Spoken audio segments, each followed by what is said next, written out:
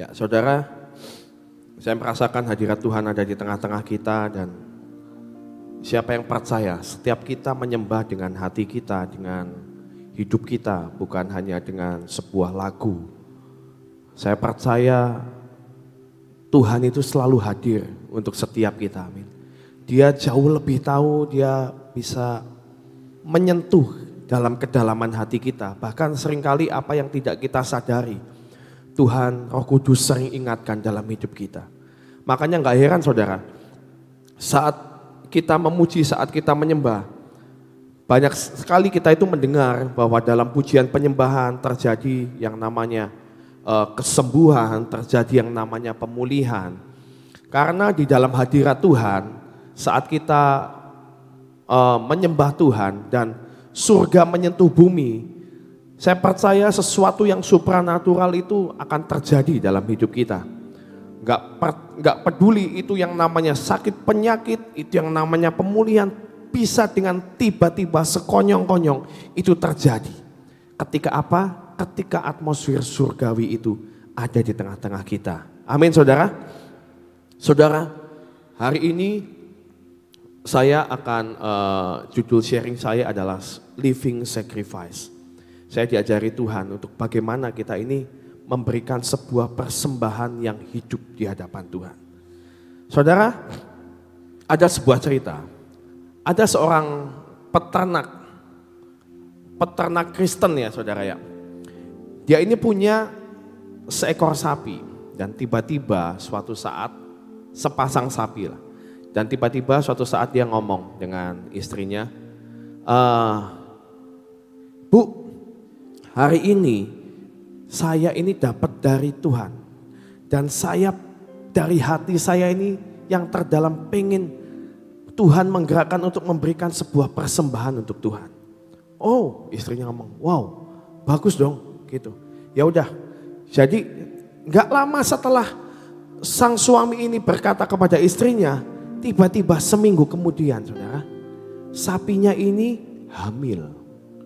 Wow, sapinya hamil dan punya anak. Waduh, si sang suami ini, Pak. Si istrinya ngomong sama papanya, ini sapi kita hamil dan minggu depan mempunyai anak. Wow, ya udah nanti anaknya kita persembahkan buat Tuhan. Oke, akhirnya saudara ditunggu seminggu kemudian ternyata sapinya beranak 2 saudara. Ada 2 ekor anak sapi. Terus si istri ngomong, Pak, jadi ini yang mana ini yang mau kita kasih buat Tuhan? Gitu. Kita tunggu aja sampai sapinya rada besar dikit lah. Sampai besar nanti kita tentukan mana yang buat Tuhan. Oke. Ya. Karena kata suaminya, saya mau memberikan yang terbaik buat Tuhan. Ya. Oke, kita tunggu ya sampai besar ya. Enggak taunya saudara. Seminggu kemudian di kampungnya ternyata ada wabah sakit ternak saudara. Dan ternyata salah satu dari anak sapi ini kena wabah itu. Dan waktu pegawainya ngomong, Pak cepat datang ke sini. Karena ini anak sapinya yang satu udah sekarat Pak. Waduh, sang suami ini langsung lari ke kandang. Dia langsung pengen lihat sapinya. Dan dia benar-benar mendapati sapinya yang satu itu mati. Langsung saudara, sang suami ini langsung berlari ke rumahnya. Teriak sama ibunya. Ibu. Ya kenapa Pak? Saya mendapati sapinya Tuhan mati. Sapinya Tuhan mati. Yang mana? Itu yang mati itu sapinya Tuhan. Loh, katanya kamu belum menentukan sapinya yang mana. Iya, saat saya tadi berlari, saya tahu itu yang matinya sapinya Tuhan. Katanya gitu saudara. Saudara, dari cerita ini kita ini sering itu melihat kelemahan manusia itu seperti itu. Kepengennya apa? Memberikan yang terbaik. kita nyanyi. Tadi apa? Memberikan yang terbaik, persembahan yang terbaik. Memberikan bahkan hidup kita, aku pengen Tuhan pakai hidupku, aku pengen memberikan yang terbaik. Tapi seringkali dalam kenyataannya banyak pertimbangan dalam hidup kita yang membuat kita ini gak bisa memberikan yang terbaik. Bahkan kita tidak memberikan persembahan itu. Karena apa? Karena banyak pertimbangan. Padahal kalau dipikir-pikir ya saudara ya, Tuhan gak minta, ya kan? Yang ngomong mau memberikan tuh siapa tuh tadi? Kalau dari contoh petani, ya itu petaninya sendiri ngomong, saya pengen memberikan persembahan. Ngomong sendiri, ya di tengah jalan tidak ditepati sendiri. Karena makanya kalau kita tuh seringkali belajar saudara, kalau saudara pasti pernah mengalami di sebuah ibadah. Tiba-tiba Tuhan menggerakkan kita untuk memberikan persembahan. Sejumlah tertentu saudara. Sejumlah, wah kok gede ya misalnya. Atau enggak usah gede kecil lah. Sejumlah tertentu aja. Sebaiknya langsung dilakukan saudara. Karena kalau enggak, biasanya, wis nantilah. Besok saya transfer.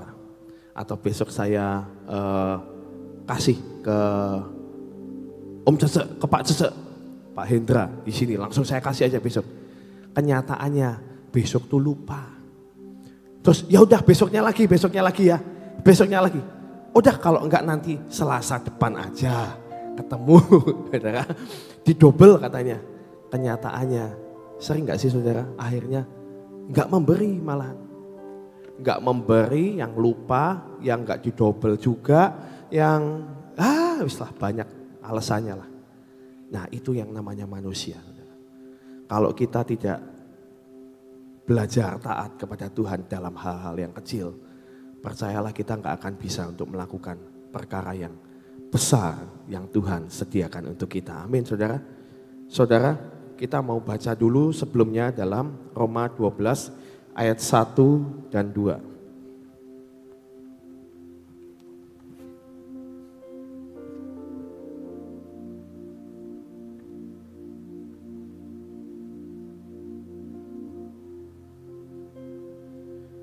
Roma 12 ayat 1 dan 2.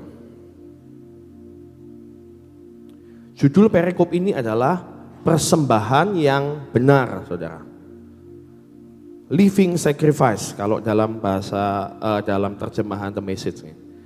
Roma 12 ayat 1 dan 2. Karena itu saudara-saudara, demi kemurahan Allah, aku menasihatkan kamu supaya kamu mempersembahkan tubuhmu sebagai persembahan yang hidup, yang kudus dan yang berkenan kepada Allah. Itu adalah ibadahmu yang sejati. Ayat 2. Janganlah kamu menjadi serupa dengan dunia ini, tetapi berubahlah oleh pembaruan budimu, sehingga kamu dapat membedakan mana kehendak Allah, apa yang baik, yang berkenan kepada Allah, dan yang sempurna.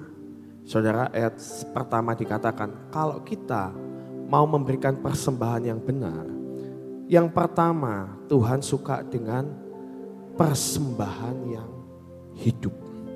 Saudara, kok persembahan yang hidup? Ini sebenarnya teori yang baru diungkapkan oleh Paulus, saudara. Zaman dahulu ya, yang namanya persembahan, orang Yahudi kalau mau memberikan persembahan itu membawa yang namanya binatang. Mau kambing, mau sapi, mau burung merpati, sesuai dengan kemampuannya lah saudara. Tapi intinya mereka itu akan membawa binatang saudara ke hadapan imam dan dihitungkan saudara, dilihat saudara, oh ya ini adalah binatang yang harus kudus, kosher ya, baru boleh dipersembahkan. Yang namanya dipersembahkan di zaman dulu orang Yahudi itu harus yang namanya disembelih. Kenapa? Karena itu adalah artinya domba ini menggantikan setiap dosa-dosa kita. Jadi saat domba itu atau binatang itu disembelih, darahnya tercurah, itu akan menghapuskan dosa-dosa kita. Sehingga dianggap ya dosa kita tahun ini lunas ya istilahnya. Nanti ngelakuin dosa lagi, tahun depan harus nyembelih lagi, memberikan korban lagi. Nah, korbannya ini mati, saudara. Harus mati, saudara. Itu baru dinamakan persembahan. Tapi di sini dikatakan persembahan yang benar, judul perikopnya.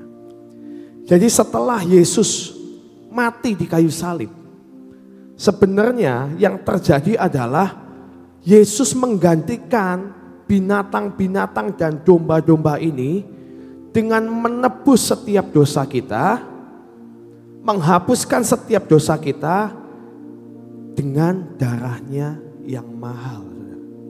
Saat kita menerima Tuhan Yesus sebagai juru selamat, artinya adalah Yesus ini sudah mati menggantikan kita. Jadi kita ini sudah tidak perlu di perjanjian baru sekarang. Kenapa orang Kristen tidak pernah melakukan yang namanya korban sembelian? Karena kita percaya semua sudah ditanggung di atas kayu salib, saudara. Dan yang Tuhan mau adalah kita memberikan hidup kita. Saat kita menerima Tuhan sebagai juru selamat, artinya kita menerima penebusan darah Yesus. Dan sebenarnya kita harus sadar bahwa hidup kita ini sudah dibayar lunas oleh Yesus. Artinya kita menjadi milik siapa, saudara? Milik Yesus. Hidup kita ini bukan milik kita lagi, tapi milik Yesus. Nah, inilah yang Paulus ajarkan. Dan ini adalah konsep awal bagaimana kita ini di sini dikatakan kita harus mempersembahkan tubuh kita menjadi persembahan yang hidup. Dalam 2 Korintus 5 ayat 15 dikatakan, kita ini tidak lagi hidup untuk diri sendiri, tetapi untuk Dia yang telah mati untuk kita dan telah dibangkitkan kembali. Ini artinya, saudara. Ada lagu, ada ayat yang berkata, kalau ku hidup bagi Yesus. Mati bagi Kristus, bagus. Tapi hidup bagi Kristus, itu yang Tuhan mau hari-hari ini. Kita memberikan hidup kita. Kita tadi nyanyi, kita letakkan, I lift my hand. Kita mempersembahkan hidup kita di atas mezbahnya. Pakailah hidupku menjadi sebuah offering, sebuah living sacrifice di hadapan Tuhan. Biar hidup kita mulai hari ini kita harus tahu, Tuhan pakai hidupku menjadi kemuliaan. Selama kami hidup di dunia ini, buat supaya hidup kami berkenan di hadapan Tuhan. Amin. Mau saudara semuanya mau ya? Artinya apa? Kalau kita tidak hidup menjadi diri kita sendiri, tapi hidup menuruti kehendak Tuhan. Artinya seperti yang Sophie katakan saat di khotbah Lucifer Fall. Artinya kita memberikan segenap hasrat, segenap keinginan kita kepada Tuhan. Karena Tuhan itu pengen, Tuhan itu paling suka. Tuhan menciptakan manusia dengan sebuah hasrat untuk apa? Untuk menyembah Tuhan. Artinya apa? Biar Tuhan itu pengen melihat kalau yang diingini oleh manusia, saat manusia boleh melakukan apapun, Tuhan cuma pengen lihat bahwa manusia lebih mengingini Tuhan, lebih dari apapun. Itu artinya apa? Hasrat kita hanya kepada Tuhan.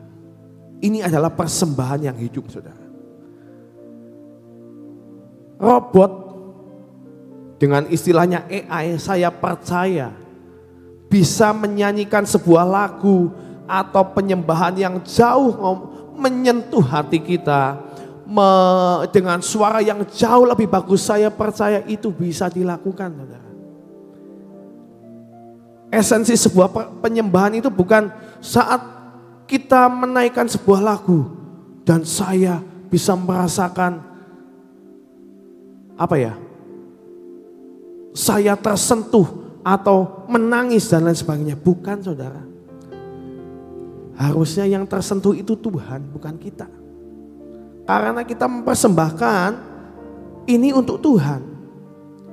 Kalau patokannya jemaat yang hadir, semuanya angkat tangan, jemaat yang hadir, nangis atau enggak, jemaat yang hadir, tersungkur atau enggak. Kalau esensinya itu salah, saudara. Esensinya adalah Tuhan tersenyum. Karena persembahan ini untuk Tuhan, bukan untuk manusia. Nah, ini yang Tuhan mau. Hasratmu adalah Yesus saja. Persembahan yang hidup. Artinya hasrat kita hanya ingin menyenangkan hati Tuhan. Itu adalah persembahan yang hidup. Yang kedua, saudara. Yang kedua di ayat yang kedua tadi, saudara. Ayat yang pertama adalah jangan menjadi serupa dengan dunia ini. Saudara, jangan menjadi serupa itu artinya sama dengan dikuduskan atau dipisahkan, saudara. Bangsa Israel saat mereka mau yang namanya membangun yang namanya bait Allah yang kedua ini, mereka itu sudah mempersiapkan segala sesuatu. Bahkan kalau kita dengar dari khotbah-khotbah tentang akhir zaman, mereka sudah menyiapkan yang namanya lembu merah. Itu sudah dikhususkan, dikuduskan. Gak pernah istilahnya diumbar gitu ya, saudara ya. Tapi itu sudah dipisahkan, dikhususkan. Bahkan imamnya yang akan ditabiskan, mereka juga tidak boleh melihat dunia luar. Mereka dikuduskan, dipisahkan dari dunia. Supaya apa? Supaya gak terkontaminasi. Suruh bacanya firman, suruh baca Taurat. Itu ada, saudara. Dan itu untuk mempersembahkan yang terbaik buat Tuhan. Harus dikuduskan, saudara. Di ayat ini dikatakan kita tidak boleh menjadi serupa dengan dunia ini. Artinya apa? Biar hidup kita ini tidak selaras dengan dunia, tapi selaras dengan Tuhan. Karena kalau kita mengikuti yang namanya hukum dunia, kita mengikuti yang aturan dunia, semua firman itu tidak akan berlaku, saudara. Kalau kita pengen mengikuti yang namanya firman Tuhan, tapi kita melihat yang namanya hukum dunia, saudara pasti tidak jadi melakukannya, saudara. Contohnya, saudara. Dalam Lukas 6 ayat 38 dikatakan, berilah maka kamu akan diberi. Saudara, berilah maka kamu akan diberi. Saudara, di hukum dunia tidak ada ini, saudara. Kalau kamu pengen mendapatkan segala sesuatu, kamu harus apa? Harus irit, harus bekerja supaya jadi kaya. Saudara, semuanya untuk kita, untuk kita, untuk kita. Yang irit, saya pernah dengar ada seorang kaya di Cirebon kalau nggak salah. Orang kaya makannya tiap hari apa namanya? Di sini terkenalnya nasi daging, nasi orek, saudara. Ampas yang udah nggak kepake, digoreng, dimasak lagi tempe. Loh, kenapa Om? Kok makannya ini? Harus irit. Kalau makan itu harus irit, dimakan yang sama aja, sama-sama kenyangnya kok. Makan yang irit, nggak boleh boros-boros. Itu hukum dunia, saudara. Tapi saya melihat orang ini akhirnya nggak bisa menikmati apa yang Tuhan percayakan, Tuhan berikan dalam hidupnya. Padahal mungkin Tuhan memberikan semuanya untuk orang ini boleh salurkan. Ada orang yang lebih membutuhkan. Tapi enggak, dia cuma mengumpulkan. Di ayat Alkitab dikatakan orang fasik mengumpulkan harta untuk diberikan kepada orang yang percaya sama Tuhan, orang benar, saudara. Enggak selaras, saudara. Beri, maka kamu akan diberi. Itu firman. Nah, saudara, kalau kita sudah memegang kebenaran firman, pegang itu, saudara. Jangan kaki kita ini di dua perahu. Pegang firman tapi pegang hukum dunia. Akhirnya apa? Kita yang jatuh sendiri. Kayak petani tadi, pengen memberikan yang terbaik, tapi sampai akhirnya gak jadi. Tidak memberikan apapun untuk Tuhan. Terus di firman, contoh, barang siapa pengen jadi besar, ingin menjadi besar di antaramu, hendaklah ia menjadi pelayanmu. Itu dalam Markus 10 ayat 43 dan 45 dikatakan. Pengen menjadi besar kok jadi pelayan. Pengen menjadi besar itu harus menonjol kalau orang dunia. Kalau kamu pengen menjadi seseorang yang dipandang kamu harus maju, harus kelihatan. Masa jadi hamba? Tapi ini firman yang berkata seperti itu, saudara. Tapi saat kita melihat dan orang dunia melakukan hal ini, kita pun akan melihat firman ini digenapi, saudara. Firman ini berlaku universal, saudara. Bukan hanya untuk orang Kristen. Kalau orang dunia melakukan hal ini pun dia akan menjadi besar. Saya pernah berkata bahwa Pak Presiden Jokowi, dia bukan hanya pemimpin yang cuman menunjukkan tangannya kemana, enggak, saudara. Dia adalah pemimpin yang memberi contoh. Ke pasar, mau ngecek harga makanan, harga beras, turun sendiri. Enggak yang nyuruh, enggak, saudara. Ikut turun. Saudara, kita lihat hari ini, dia adalah pemimpin yang dicintai oleh bangsa ini, saudara. Karena dia mau menjadi hamba. Dan di sini firman dikatakan, kalau engkau pengen menjadi yang terbesar, hendaklah ia menjadi pelayanmu, melayani. Pemimpin yang bukan memerintah tapi melayani. Dia menjadi orang yang terkemuka. Ini berlaku untuk siapapun, saudara. Jadi kalau kita mau dipisahkan dari dunia, ayo kita pakai cara Tuhan. Kita pakai firman. Mungkin itu tidak cocok dengan dunia, tapi belajar percaya. Karena firman ini akan digenapi. Amin, saudara. Ya. Yang ketiga, saudara. Yang ketiga adalah yang terakhir. Ini adalah supaya kita ini boleh mengerti yang namanya saat kita dipisahkan, saat kita tidak menjadi serupa dengan dunia ini, saat kita meletakkan hidup kita untuk Tuhan dan kita pengen mengerti akan kerinduannya. Ini Tuhan akan membuat kita ini mengerti akan hatinya. Mengerti mana persembahan yang baik, persembahan yang berkenan, bahkan persembahan yang sempurna. Apa bedanya sih? Coba ya saudara, saya akan menceritakan sebuah ilustrasi, mungkin ini akan membantu saudara. Saya ini kan seringkali kita misalnya saudara, kita pergi ke luar kota atau kita pergi ke luar negeri.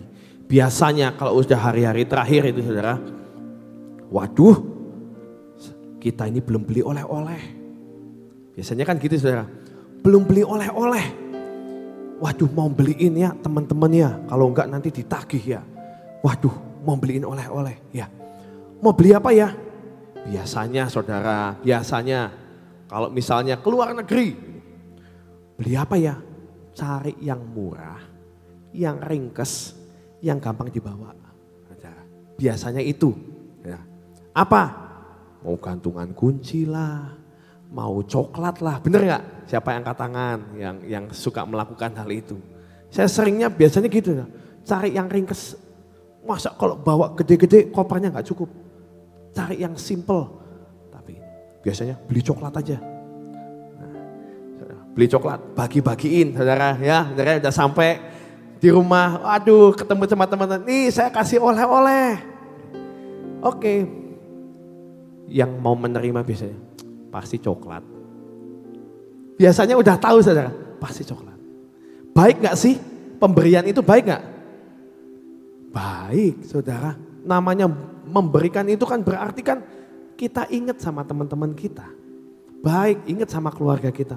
Baiklah, itu sekedar baik saudara. Memberikan sesuatu yang orang oke, thank you ya kamu sudah mengingat aku. Sudah, cuman sebatas itu. Orangnya suka coklat gak? Orangnya padahal alergi coklat, saudara. Tapi dikasih coklat, baik gak? Baiklah daripada gak ngasih sama sekali. Itu baik, saudara. Saudara pengen tahu persembahan yang berkenan. Kalau kita memberikan sebuah hadiah atau sebuah oleh-oleh misalnya. Kita ngomongin oleh-oleh aja ini ya. Ngomongin oleh-oleh. Oleh-oleh tapi kita tahu kesukaannya. Misalnya nih, Ibu Nani. Ibu Nani ini kesukaannya tas misalnya ya. Kesukaannya tas. Saya pengen beliin oleh-oleh buat Ibu Nani. Tapi saya nggak mau cuma ngasih sekedar coklat. Walaupun Ibu Nani itu suka coklat loh. Ibu Nani ini suka coklat, coba tanyain saudara. Tapi jangan setelah ini semuanya ngasih coklat ya saudara ya. Itu coklat di kulkas kita banyak banget saudara. Kadang kita ini kalau mau makan coklat saudara, kita lihat kadaluarsanya. Waduh udah lewat 1 tahun gak kemakan saudara. Yang suka makan tuh Ibu Nani, coklat cemil. Anak saya suka coklat. Nah coklat baik, tapi Ibu Nani itu seneng tas juga. Dan kalau kita memberikan yang berkenan, wah kalau Ibu Nani dikasih coklat sama dikasih tas, Ibu lebih senang mana Ibu? Tergantung ya saudara ya. Tapi saya percaya senenglah dikasih tas. Cik Rere seneng gak dikasih tas sama Pak Arifin ya, sama Koyong-yong. Pengen dikasih coklat apa pengen dikasih tas? Kasih tas, waduh tasnya aja milih merek saudara. Kemarin hari Valentine saudara. Ada yang ngasih sesuatu untuk pasangannya saudara? Atau sibuk ngasih suara saja? Mumpung lagi ada kesibukan, kita lupakan saja hari Valentine. Kasih suara aja, maaf ya istriku ya. Kemarin saya sibuk mikirin pemimpin untuk bangsa ini. Jadi saya nggak ngasih coklat atau ngasih bunga. Irit saudara ya. Ya kan saudara? Kasih coklat sama kasih tas. Kalau wanita biasanya lebih senang dikasih tas. Berkenan, lebih berkenan. Wow, itu namanya kita beli oleh-oleh. Waduh, yang istri saya suka atau yang orang yang kita kasih suka. Beliin tas aja. Bawanya lebih repot enggak? Lebih repot. Lebih mahal enggak? Lebih mahal. Tapi itu berkenan, lebih baik. Nah, bagaimana kalau yang sempurna?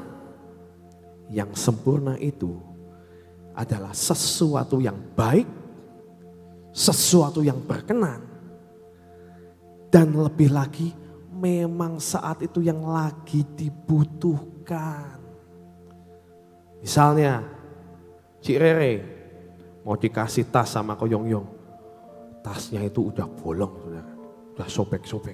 Aduh, bolong Besok mau pergi, ini kok udah rusak. Saya tiap kali bawa sesuatu, saya bawa uang di sini.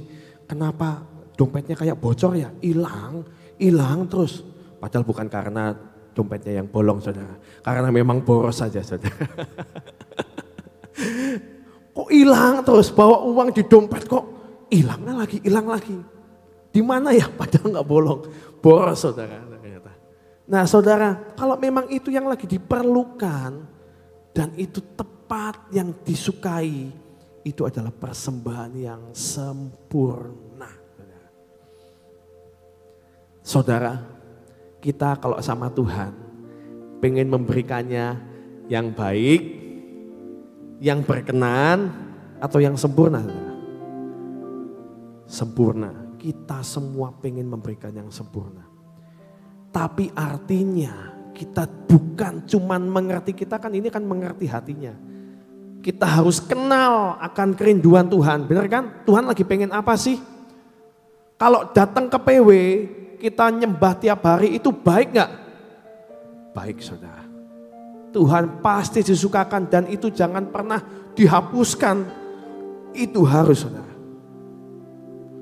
Tapi kita belajar lebih lagi, bukan cuma memberikan yang terbaik. Tapi yang Tuhan benar-benar pengen, hari ini Tuhan pengen apa ya? Pengen makan apa ya hari ini ya? Anak saya yang kecil itu sudah punya kepengenan saudara. Pengen sesuatu kalau mau makan. Omanya nanyain, ayo Kean kamu pengen makan apa hari ini? Seringkali sebenarnya kita ini sudah bisa menebak saudara. Kesukaannya itu yang satu sushi, yang satu udon saudara. Suka banget. Tiap kali kita nanya, walaupun kita sebenarnya ya pengen mengarahkan ke yang lain. Kita ini juga bosen kan ya makan itu aja ya. Kean pengen makan apa? Aku pengen udon. Nah si udon lagi. Udah nanyain padahal saudara. Tapi dijawab udon lagi. Aduh. Gak pas rasanya saudara. Nah kalau kita pengen memberikan sesuatu yang Tuhan pengen dan tepat memang pas hari itu Tuhan pengen. Itu yang terbaik. Dan kita harus tahu masa-masanya itu apa. Hari-hari ini Tuhan itu pengen apa? Pengen membangun kembali reruntuhan. Membangun lagi pondok Daud saudara. Tuhan itu pengen itu saudara. Dan kita ini harus benar-benar menangkap, meresponi akan isi hatinya. Fokus kita meresponi untuk membangun yang namanya tembok Daud saudara. Saudara saya kemarin dapat sebuah ayat yang bagus saudara. Kenapa tembok Daud ini harus dilakukan saudara. Kita mau baca dulu ya saudara ya. Saya percaya ini adalah isi hati Tuhan. Kisah 15 ayat 16 dan 17. Kisah 15 ayat 16 dan 17. Kita mau baca ya saudara ya. Kenapa Tuhan pengen pondok Daud ini dibangun kembali. Kemudian aku yaitu Tuhan akan kembali. Tuhan loh yang membangun. Kita ini sebagai alat-alatnya saudara. Tuhan akan kembali dan membangunkan kembali pondok Daud yang telah roboh. Dan reruntuhannya akan kubangun kembali dan akan kuteguhkan. Supaya semua orang lain mencari Tuhan. Dan segala bangsa yang apa? Tidak mengenal Allah. Yang kusebut milikku. Demikianlah firman Tuhan. Yang melakukannya semuanya ini. Tujuan pondok Daud dibangun adalah apa? Supaya orang itu mencari Tuhan. Bahkan bangsa-bangsa yang tidak mengenal Allah akan mencari Tuhan saudara. Saudara jangan GR. Bukan cuma tempat ini aja yang disuruh membangun tembok Daud. Saya mengikuti beberapa streaming gereja lain juga disuruh, di Semarang juga disuruh membangun yang namanya tembok Daud. Mereka juga akan melakukan yang namanya penyembahan 24 jam. Saudara kita harus mengerti, loh ternyata ini hati Tuhan untuk umatnya. Kita harus meresponi saudara. Ini adalah kalau kita ingin memberikan persembahan yang baik, berkenan dan bahkan sempurna. Kita harus mengerti akan kerinduannya. Kita harus mengerti akan hatinya. Kita harus memberikan akan hidup ini bagi kemuliaan nama Tuhan. Saya pengen menyaksikan sebuah cerita terakhir saudara. Saudara waktu ini orangnya saya kenal dan ini kita semua juga tahu lah. Beberapa mungkin ada yang kenal juga. Waktu kemarin pandemi saudara terjadi di Indonesia. Kita tahu di Mahanaim ada membuat yang namanya mereka ini melayani orang-orang yang kena COVID. Saudara yang melayani itu bukan robot saudara. Yang melayani orang-orang yang sakit ini saya katakan bukan robot. Mereka adalah manusia biasa. Mereka adalah pelayan, mereka adalah jemaat. Saudara. Dan saya kenal dengan satu orang ini yang sangat militan saudara. Dia punya keluarga, dia punya suami, dia punya anak. Saudara. Dan dia memberikan hidupnya, dirinya untuk melayani orang-orang ini. Di saat orang lain ketakutan untuk bertemu orang bersin aja kita takut. Orang pilek aja kitanya langsung tutup hidung. Ini bersentuhan langsung dengan orang-orang yang sakit, pasien-pasien. Dan teman saya ada yang sakit dan dirawat oleh dia di tempat ini. Dirawat, dia saksikan saya kalau ngelihat mereka itu udah kayak Superman lah. Kenapa? Mereka ada di tempat itu setiap hari melayani kita. Bahkan anaknya pun ada di tempat itu. Anaknya jalan-jalan di situ. Kita mah harusnya protektif sama anak gini-gini, takut ya. Ini anaknya ada di situ, ikut mamanya. Mamanya lagi melayani. Mamanya lagi memberikan, mendoakan. Gak cuman dikasih obat, saudara. Didoakan, ada yang doa keliling. Teman saya lucu. Dia saturasi lagi turun dan lain sebagainya ya. Didoakan. Itu yang namanya ada orang-orang sekumpulan seperti pasukan perang, saudara. Bawa gitar, bawa shofar, keliling ruangan. Wah, ada kuasa dalam darahnya. Nyanyi, niup shofar, terus ada, selalu semuanya dilakukan. Jam 8, jam 9, jeng, bangun. Kan jadi bagus, saudara. Orang yang tadi lemas-lemas, kaget. Saturasinya langsung naik, saudara. Nah, dikagetin, nggak tidur, didoakan. Pak, halo Pak, gimana? Salaman. Orang lagi sakit COVID loh, saudara. Gimana Pak kabarnya? Wah, udah Pak, santai aja. Yang jenguk, saudara, jemaat lain. Santai aja Pak, udah percaya sembuh. Amin, percaya. Orang itu perlu dikasih semangat aja. Sembuh. Dia punya suami, dia punya anak. Dan suaminya sampai geleng-geleng kepalanya. Wah, kamu tiap hari ya. Tapi mereka, keluarga ini merelakan hidupnya untuk dipakai untuk apa? Untuk kemuliaan Tuhan. Dan banyak sekali yang disembuhkan saat mereka rawat, saudara. Dengan apa? Dengan kasih, saudara. Saudara mau hidup bagi Tuhan. Jangan cuma mati bagi Tuhan, saudara. Hidup bagi Tuhan. Tepok dulu kiri kanannya. Ayo mulai hari ini. Hidup bagi Tuhan. Amin, saudara. Tuhan Yesus memberkati. Rasul Paulus mengatakan hidup untuk Tuhan, mati itu untung. Ya, kita tahu bahwa kamu mati bisa untung kalau kamu hidup buat Tuhan. Mati rugi karena hidupmu tidak untuk Tuhan. Ya. Ayo kita mulai belajar. Tuhan, semasa aku hidup, aku mau mempersembahkan segala yang terbaik, yang sempurna buat Tuhan. Kalau kita pulang, kita untung besar. Saudara. Amin. Yuk kita belajar hari ini benar-benar mengucap syukur dengan segala sesuatu yang Tuhan sudah kerjakan buat bangsa kita. Kita tahu ini adalah yang terbaik dari yang baik. Ya, Tuhan sudah memilihkan, kita terus akan kawal akan semua rencana Tuhan atas bangsa ini. Karena saya percaya 5 tahun ke depan semua sudah ada dalam program Tuhan. Ya. Dan kita harus mengejar apa yang Tuhan katakan, bahwa 9 tahun ke depan ini kita harus kejar sungguh-sungguh sampai semua rencana Tuhan atas Indonesia, atas negara ini, atas bangsa ini, dan atas dunia menjadi tergenapkan. Ya. Kita percaya bahwa Tuhan itu sangat mengasihi anak-anaknya yang ada dalam dunia ini. Ya.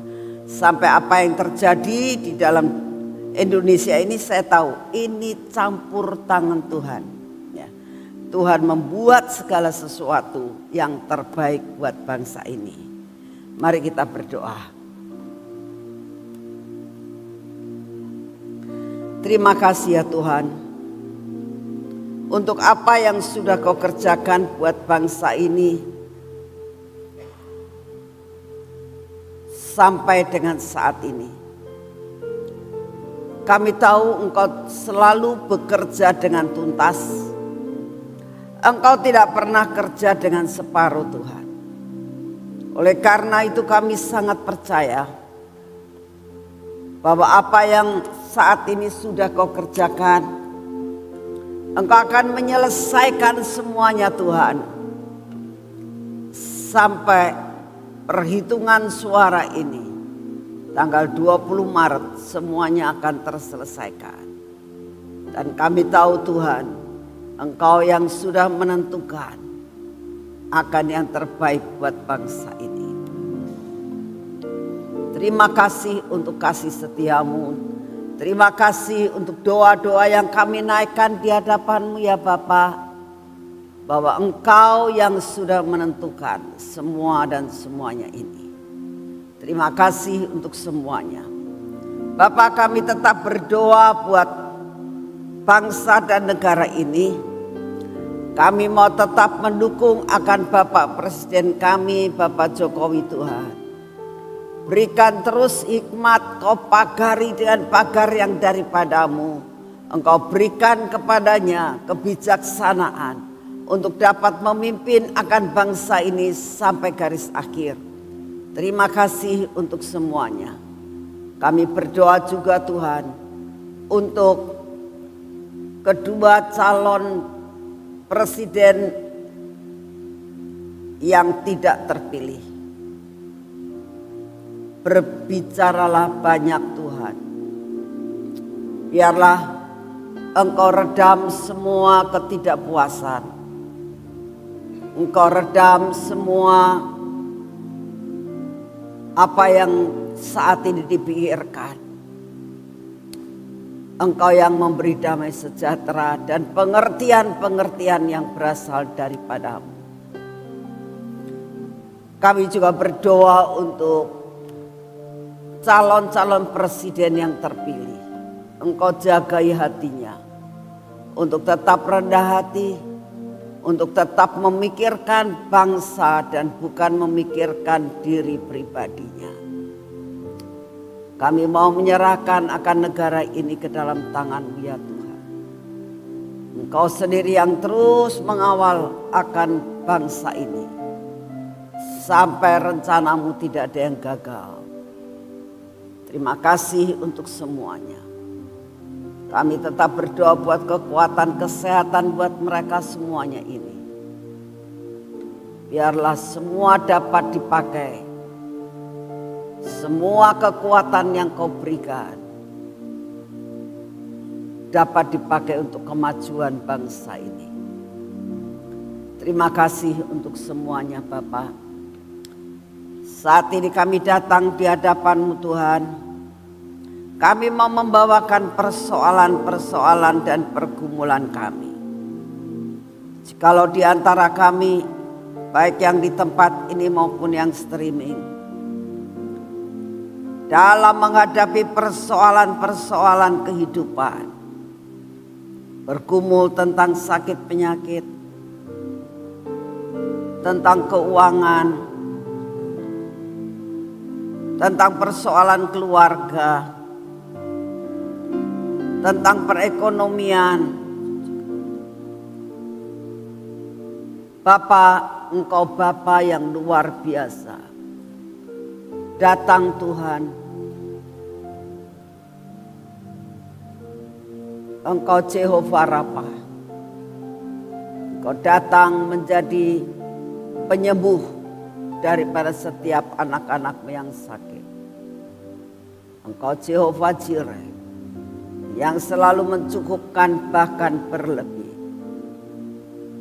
Engkau Tuhan yang sanggup membuat terobosan-terobosan baru buat setiap yang mengalami jalan-jalan yang tertutup buat semua usahanya.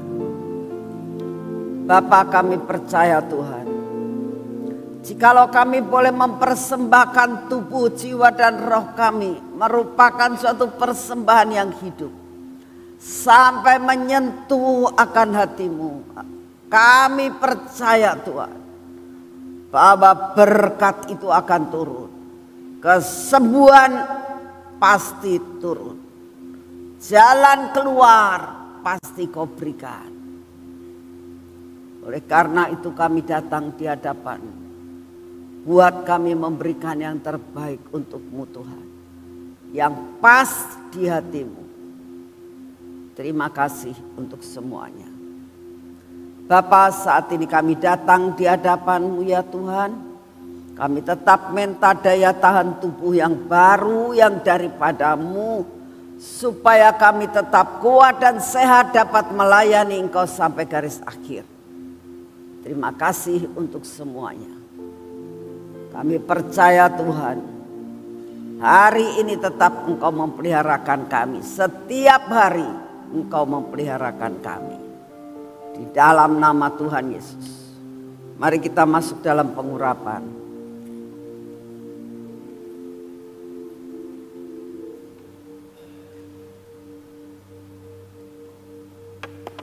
Bapa yang di surga, terima kasih buat minyak yang Kau sediakan buat kami. Untuk kami menjadi pahlawan-pahlawan dalam menjalani kehidupan ini. Dalam nama Tuhan Yesus. Biarlah minyak ini menguasai hidup kami. Menguasai akan mata kami. Menguasai akan telinga kami. Menguasai bibir, mulut kami dan hati kami Tuhan. Buat kami terus mengalami kemenangan-kemenangan dalam segala bidang Tuhan. Semua yang tidak baik dalam hidup kami Engkau sendiri yang hancurkan. Berkati tangan kami Tuhan. Karena hari ini kami mau berjalan bersama-Mu Tuhan. Melakukan semua pekerjaan kami dengan tangan kami. Kami sudah mengurapi. Engkau akan berjalan bersama kami. Akan memberkati setiap pekerjaan kami. Sehingga kami dapat menyelesaikan. Dan semua berkat Engkau sudah sediakan buat kami hari ini. Terima kasih Bapa. Engkau sungguh baik atas hidup kami. Penyertaan-Mu sempurna atas hidup kami. Dan kami akan melakukan semua pekerjaan kami hari ini. Dalam nama Tuhan Yesus. Amin. Selamat pagi. Tuhan memberkati saudara semuanya.